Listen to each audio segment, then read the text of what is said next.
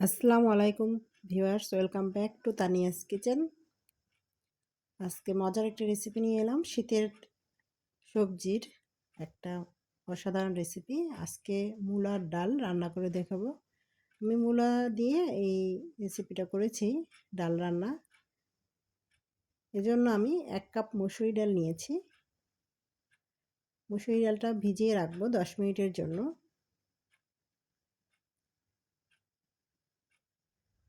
10 minute পরে ডালটাকে ভালো করে ধুয়ে যে পাত্রে রান্না করব সেই হাঁড়িতে নিয়ে নিয়েছি। এখন পেঁয়াজ দিয়েছি, একটা কুচি করে দিয়েছি, রসুন দিয়েছি 3-4 কোয়া কুচি করে দিয়েছি, কাঁচামরিচ দিয়েছি 5-6টা মাঝখানে কেটে ফালা করে দিয়েছি,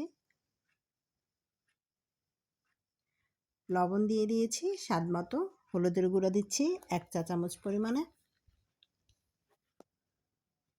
এখন ডালটা সিদ্ধ করার জন্য পরিমাণ মতো পানি দিয়ে চুলায় বসিয়ে দিলাম।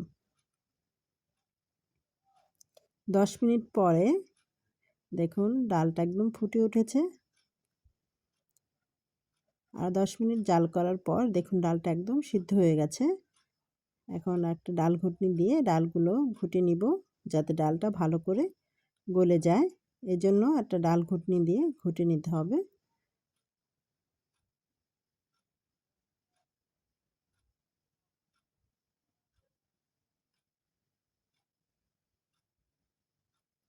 এটা ঘুটে নেওয়ার পর আমি এখানে মূলো দিয়ে দিচ্ছি।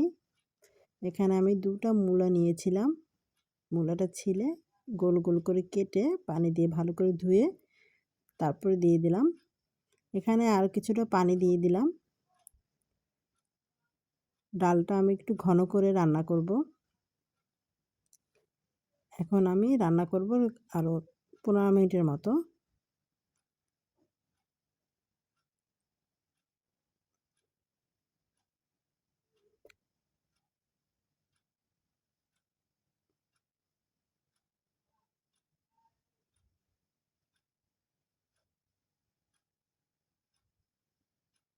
15 মিনিট পরে দেখুন ডালটা কিন্তু অনেক ঘন হয়ে গেছে আর প্রায় সিদ্ধ হয়ে এসেছে।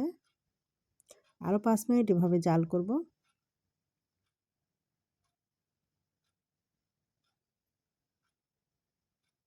মূলোটা কিন্তু সিদ্ধ হয়ে গেছে। এখন এখানে ধনিয়া পাতা দিয়ে দেব 1 মুঠো।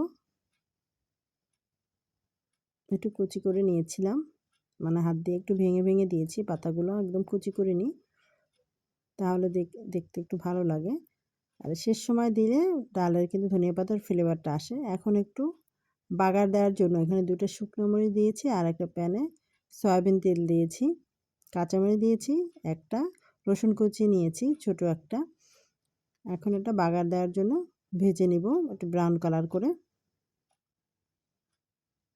এই ডালটা শেষে বাগার দিলে কিন্তু ফ্লেভারটা খুব ভালো আসে।